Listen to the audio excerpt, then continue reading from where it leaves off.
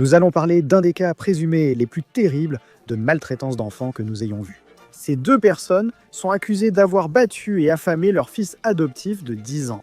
Nous allons examiner les allégations des documents judiciaires. Les détails relèvent qu'au du cauchemar, ce que ce jeune garçon a dû endurer jusqu'à perdre la vie. Nous suivons l'affaire présentée par Law & Crime. Je suis Chris Stewart.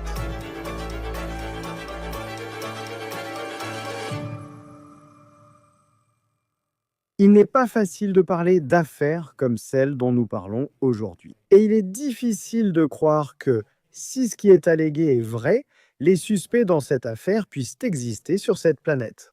Mais les voilà, conduits devant les caméras des médias à San Antonio, Texas. Cette vidéo provient de KENS TV. Jonathan et Christina Miranda sont désormais tous deux accusés de meurtre capital. Voici une photo de leur fils adoptif. Il s'appelait Michael, il avait 10 ans. Vous pouvez voir ce grand sourire qu'il avait sur le visage.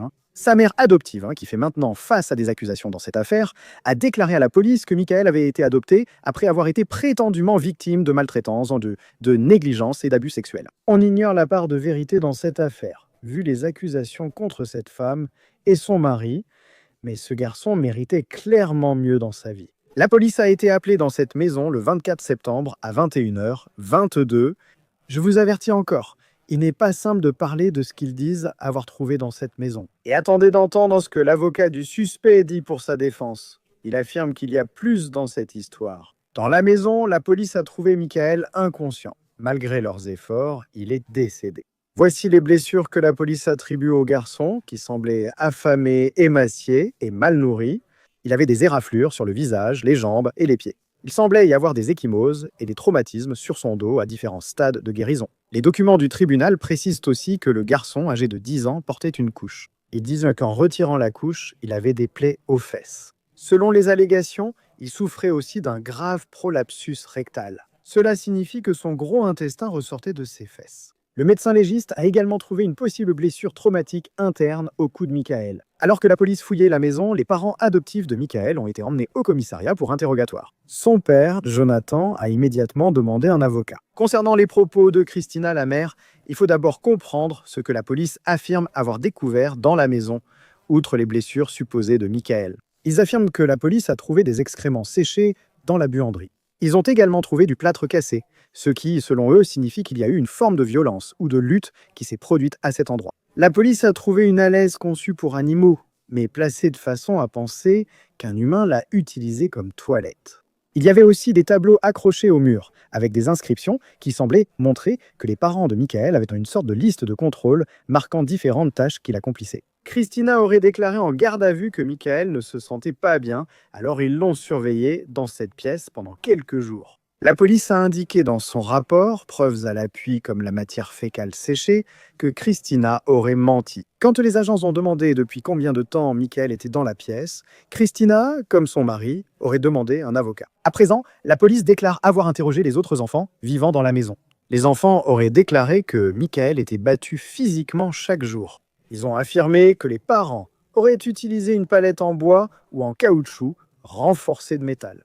Ils auraient également soulevé Michael par les pieds avant de le jeter au sol jusqu'à ce qu'il cesse de bouger ou de se plaindre. Les enfants ont aussi dit que Michael devait rester debout contre le mur longtemps et recevait des coups de palette sur le torse. La police précise que lorsque les enfants faisaient, selon eux, des déclarations concordantes sur ce qui arrivait à Michael dans la maison, ils demandaient que leurs parents n'en soient pas informés. Concernant Christina, qui aurait dit que Michael était resté quelques jours dans la pièce, la police estime en fait qu'il y a été enfermé environ 1 an.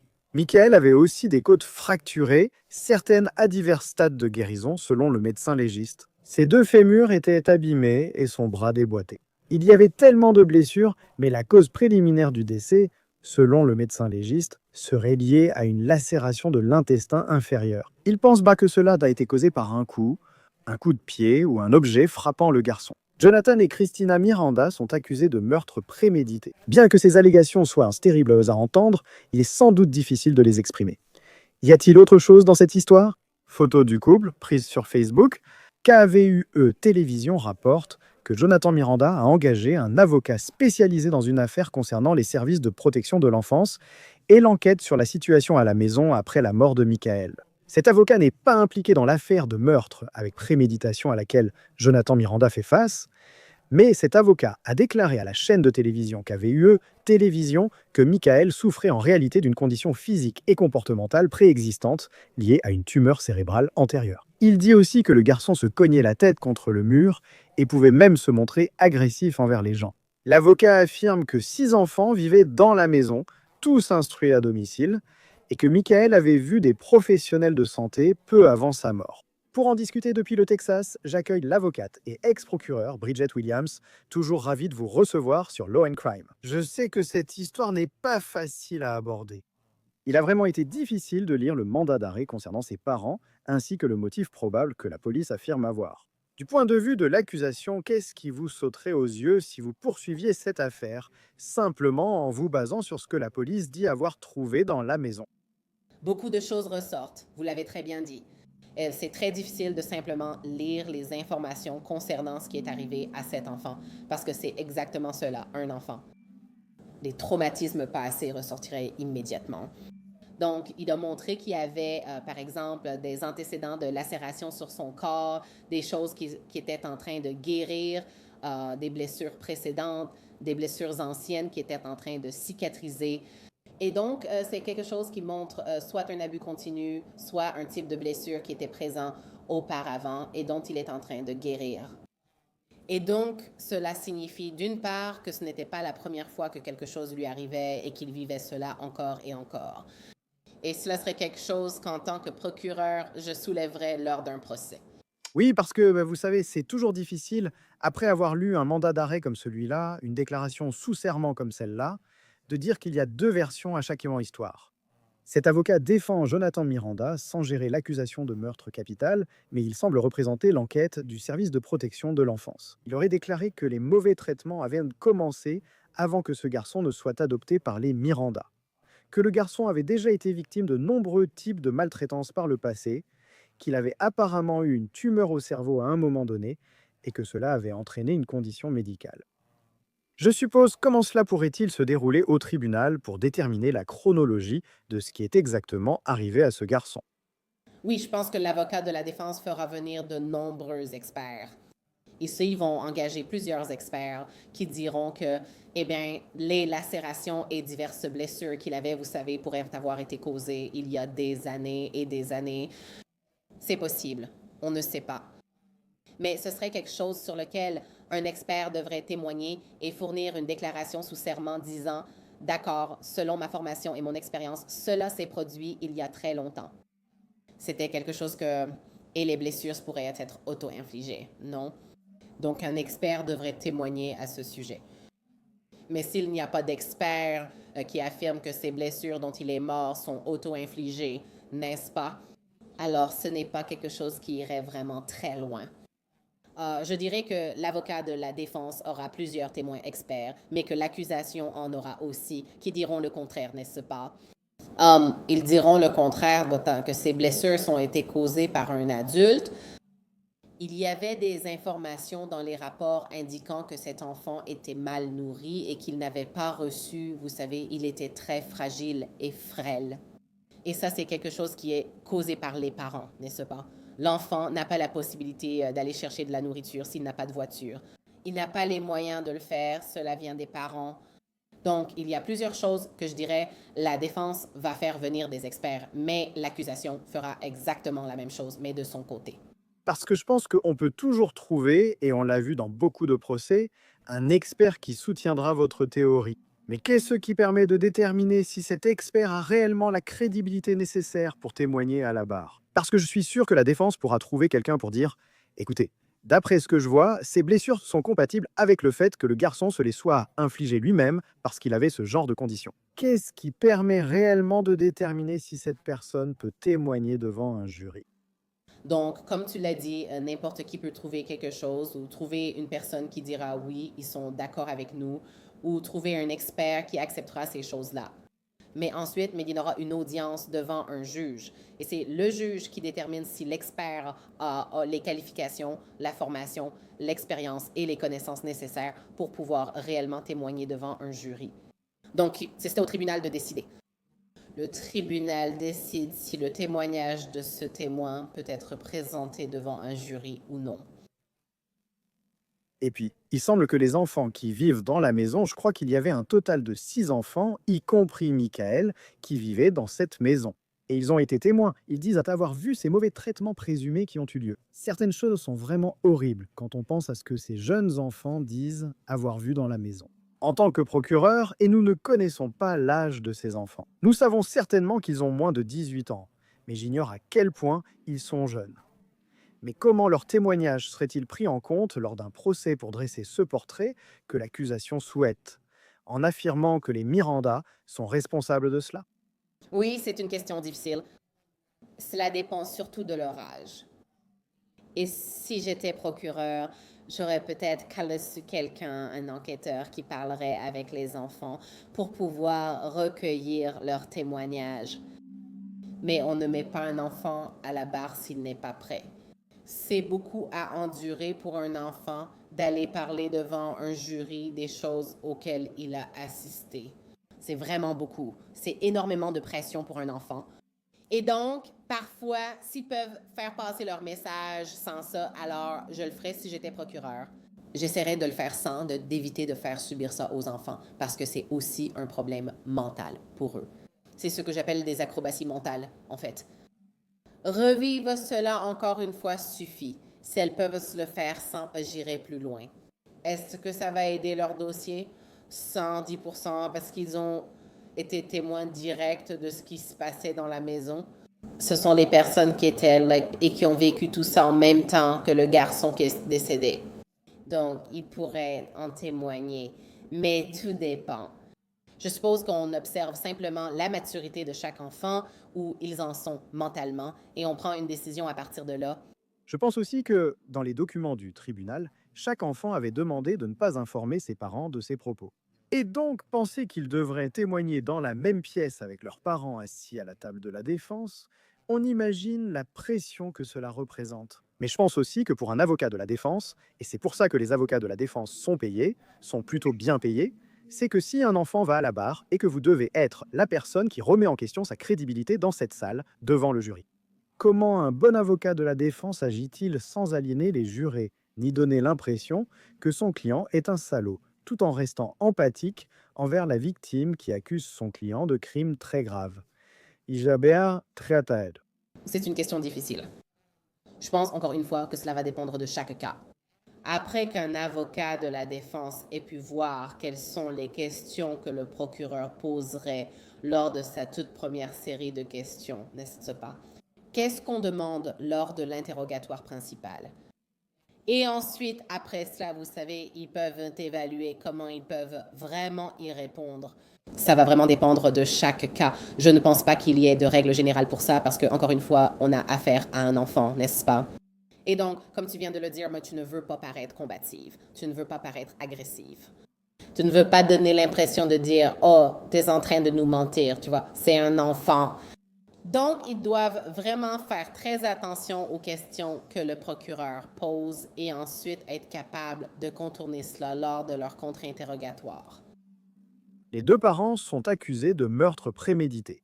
J'ai remarqué dans les documents du tribunal qu'ils étaient séparés, ce qui est assez courant. Et le père finit par demander son avocat. La mère déclare que le garçon n'était dans la chambre que depuis quelques jours, mais la police conteste cette affirmation. Mais ensuite, elle demande un avocat. Comment cela fonctionne-t-il au Texas, s'ils devaient être jugés ensemble ou séparément?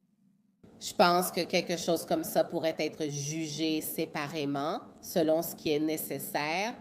Donc, le tribunal décidera s'ils doivent être jugés ensemble ou séparément. Si c'est une bonne ressource, c'est le bon moment pour utiliser celle du tribunal.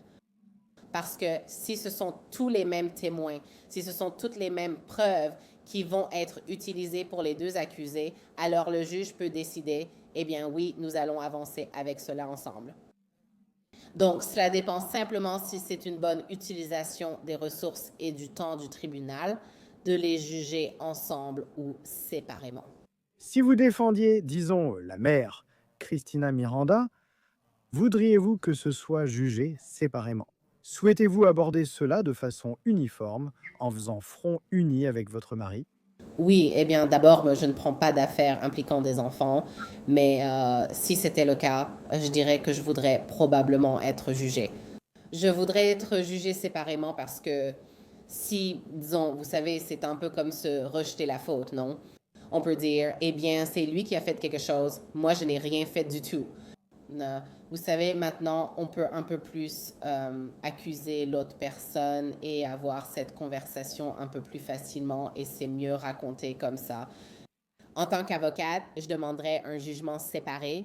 Et puis je pense qu'ils sont maintenant tous les deux confrontés à cette accusation très grave de meurtre passible de la peine capitale. Mais il semble qu'il y ait encore beaucoup d'éléments en mouvement concernant la vie incroyablement tragique que cet enfant a eue pendant 10 ans, car quelle que soit la situation familiale qu'il avait avant les Miranda, ils disent qu'il a eu une enfance très difficile et abusive jusqu'à ce moment-là. On ignore combien de temps il est resté chez les Miranda, mais il semble que les abus aient continué, voire empiré. Selon l'avocat, il a eu une tumeur au cerveau. Quel travail est entrepris après l'arrestation? Combien de temps faut-il pour reconstituer la chronologie afin que l'accusation et la défense comprennent la vie de cet enfant jusqu'à sa mort? C'est une excellente question. Mettre en place une chronologie pour ce genre de situation va demander beaucoup de travail, je dirais, parce qu'il faut maintenant entrer en contact avec les services de protection de l'enfance et comprendre ce qu'ils savaient de sa situation avant qu'il ne vive chez les Miranda, contacter les cabinets médicaux, les prestataires de soins qui ont pu le voir avant qu'il ne vive aussi chez les Miranda. Ils devront simplement contacter de nombreuses personnes, que ce soit pour la défense ou l'accusation. Et tout cela sera nécessaire pour préparer un procès. Je pense même que c'est nécessaire simplement pour préparer les négociations. S'ils décident qu'ils veulent essayer de trouver un accord avant le procès, ces informations seront essentielles pour qu'ils puissent simplement discuter de la possibilité de réduire les peines encourues ici. Et donc, tout cela va simplement prendre un peu de temps. C'est pourquoi il n'y a pas de prescription pour un meurtre capital. Ils ont le temps de le préparer. Donc, il se peut même qu'ils n'aient pas de date d'audience fixée avant un certain temps. Et juste concernant l'accusation, quand il s'agit de meurtre capital, et je sais que les accusations, vous savez ce qu'est un meurtre. Meurtre au premier degré, meurtre au deuxième degré, dans différents États, cela peut signifier différentes choses. Mais au Texas, qu'est-ce qu'un meurtre capital? Cette personne peut risquer la peine de mort. Et donc, nous avons pas mal de cas où une personne peut être accusée de meurtre capital. Et donc, le meurtre d'un enfant en fait partie. Et donc, cela remplit les éléments nécessaires pour qu'une personne puisse risquer la peine de mort. Trouvez-vous, et peut-être pas dans les affaires auxquelles vous avez participé en tant que procureur, mais de manière générale au Texas, que le fait d'avoir cette accusation de meurtre capital et la possibilité de la peine de mort pour un accusé, cela peut être un outil de négociation efficace. Pour l'accusation, lorsqu'il s'agit d'essayer d'obtenir, par exemple, la prison à vie sans possibilité de libération conditionnelle, au lieu de faire témoigner ses enfants lors d'un procès, ce qu'ils ne voudraient peut-être pas faire, le fait que la peine de mort soit possible au Texas, trouvez-vous que cela constitue un outil de négociation efficace pour les procureurs? Absolument, à 110%. En tant qu'avocat de la défense, notre travail consiste souvent à tenter de réduire la peine, n'est-ce pas? Souvent, on pense que l'avocat de la défense cherche toujours à faire acquitter son client, mais ce n'est pas toujours vrai. Parfois, le travail consiste à réduire la peine et éviter la condamnation à mort. Parfois, le fait que la personne ne soit pas condamnée à mort est déjà une victoire. Dans ce cas, l'accusation en est consciente. Ils savent que s'il y a une communication avec l'avocat de la défense, s'il y a une quantité écrasante de preuves montrant que cette personne remplit tous les critères du meurtre passible de la peine capitale, alors ils ont maintenant un pouvoir de négociation pour dire eh bien, au lieu de proposer la peine de mort à cette personne, nous allons proposer la prison à vie sans possibilité de libération conditionnelle, comme vous venez de le dire, ou je ne sais pas, 100 ans, peu importe, n'est-ce pas? Ils ont cette opportunité maintenant. Ils ont une marge de manœuvre à ce sujet maintenant. L'avocat de la défense pourrait dire, vous n'êtes pas condamné à mort, mais devrez passer le reste de votre vie en prison. Et sachant qu'ils sont tous les deux arrêtés maintenant et qu'ils font face à des accusations graves, et vous savez qu'ils sont détenus avec des cautions assez élevées, Il pourrait encore y avoir beaucoup de travail à faire pour reconstituer la chronologie et l'histoire de la vie de ce garçon. J'imagine que généralement, combien de temps s'écoule-t-il entre l'arrestation et une éventuelle condamnation et procès dans une affaire comme celle-ci? D'accord, cela va vraiment dépendre de chaque cas.